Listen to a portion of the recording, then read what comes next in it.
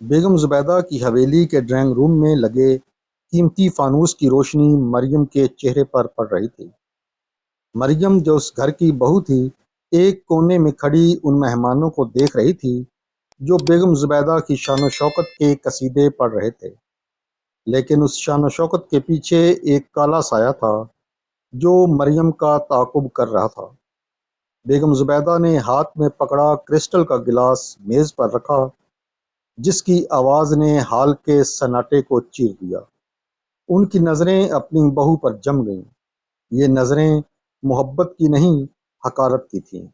مریم، ان کی آواز میں زہر تھا، تم نے آج پھر وہی پرانا جوڑا پہنا ہے؟ کیا تمہارے غریب باپ نے جہیز میں کپڑے بھی نہیں دیے تھے کہ آج مجھے اپنی سہیلیوں کے سامنے شرمندہ کر رہی ہو؟ حال میں موجود تمام مہمانوں کی نظریں مریم کی طرف مڑ گئیں۔ مریم نے خاموشی سے سر جھکا لیا۔ یہ پہلا موقع نہیں تھا۔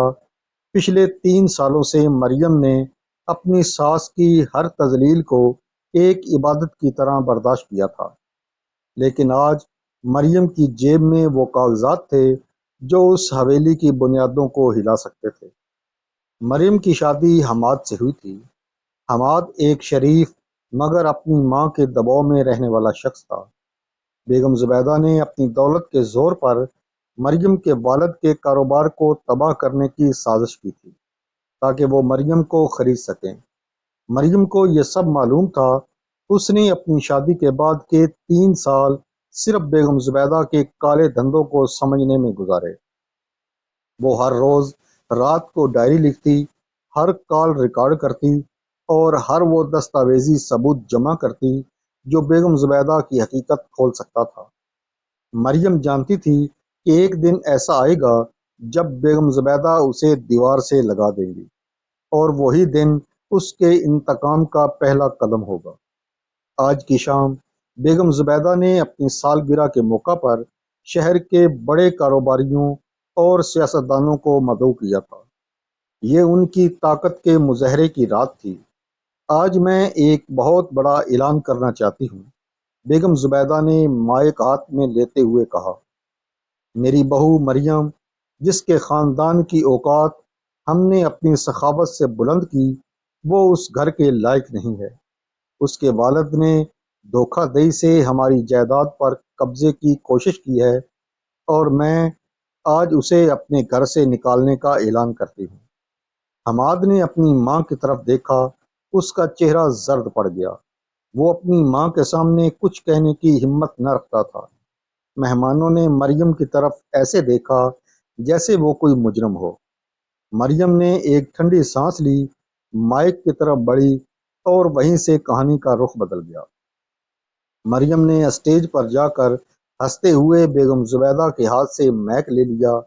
بیگم صاحبہ، اعلان تو بہت بڑا ہے، لیکن کیا آپ یہ بتانا مناسب سمجھتی ہیں کہ آپ کے پاس اس اعلان کا حق کیا ہے؟ بیگم زبیدہ نے غصے سے مریم کا ہاتھ جھٹکنا چاہا، لیکن مریم کی گرفت مضبوط تھی۔ اس نے بڑے پروجیکٹر پر ایک بٹن دبایا۔ ہال کی بڑی سکرین پر وہ جعلی دستاویزات نظر آنے لگی جو بیگم زبیدہ نے مریم کے والد کے جعلی دستخط کر کے تیار کی تھی۔ یہ وہ دستاویزات ہیں، مریم نے بلند آواز میں کہا، جنہیں بیگم زبیدہ نے میرے والد کے نام کر کے اصل میں خود کو فائدہ پہنچانے کے لیے بنایا تھا۔ اور یہ رہی ان کی وکیل کے ساتھ وہ آڈیو ریکارڈنگ جن میں وہ میرے والد کو راستے سے ہٹانے کی بات کر رہی ہے۔ حال میں کوہرام مچ گیا۔ لوگ حیرانی سے ایک دوسرے کو دیکھنے لگے۔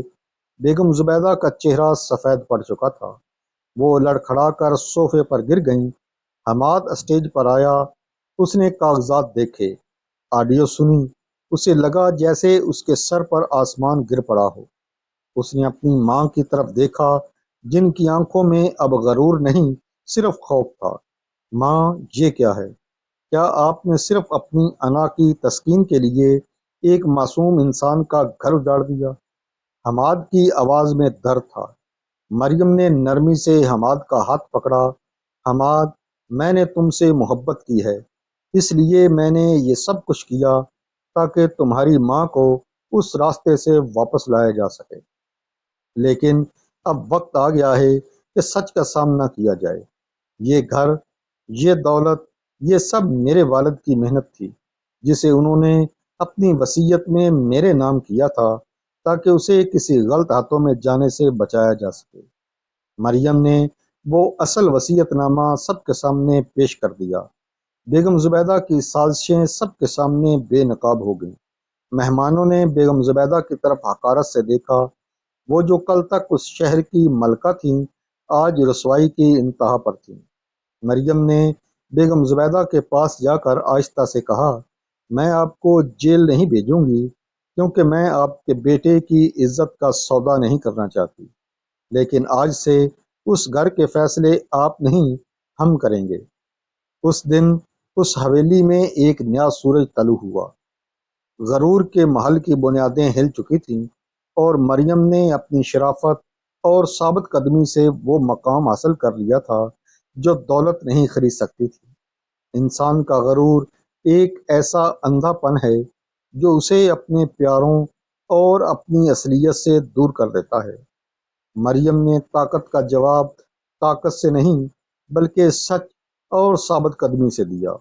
یاد رکھیں، سچائی دیر سے صحیح مگر اپنا راستہ بنا ہی لیتی ہے۔ اگر آپ مریم کی جگہ ہوتے تو کیا کرتے؟ کیا آپ بھی صبر کا دامن تھامے رکھتے یا اس طرح سچ کا کھل کر مقابلہ کرتے؟ کمنٹ میں اپنی رائے ضرور بتائیں۔ اگر آپ کو یہ کہانی پسند آئی ہو تو ویڈیو کو لائک کریں، چینل کو سبسکرائب کریں اور بیل آئیکن دبائیں تاکہ آپ تک ایسی مزید جذباتی اور سبق آموز کہانیاں سب سے پہلے پہنچ سکیں۔ اگلی ویڈیو تک کے لیے اپنے میزبان کو اجازت دیں۔ اللہ حافظ۔